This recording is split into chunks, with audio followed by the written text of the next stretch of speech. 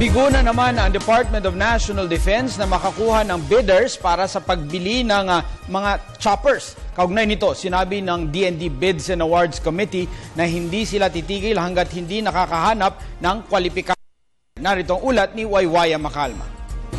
Services and legal helicopters be declared as paid. Mr. Chairman, with the result of this proceeding, move that this bidding field.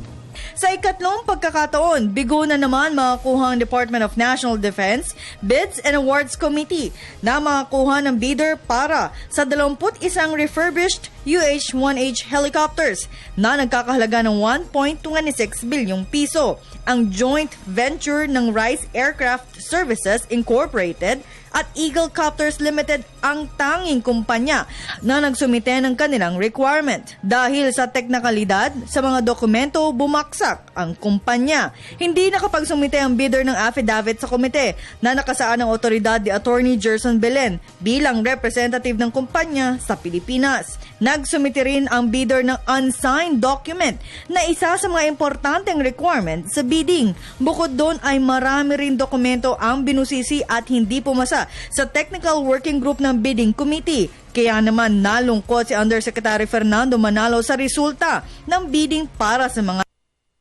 pero anya, hindi titigil ang komite humanap ng panibagong kumpanya rito. Bagkus, magiging porsigido pa sila dahil sa Desyembre ngayong taon na mag-e-expire ang proyekto para rito.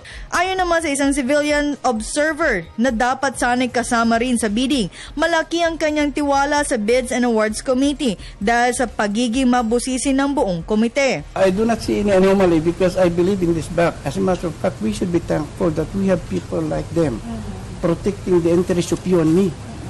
Nakita mo how strict they are? Ang mga helicopters ay isa sa mga pangunahing ginagamit ng AFP para sa pagtransport ng mga sundalo sa mga combat operations at ginagamit sa humanitarian assistance disaster response.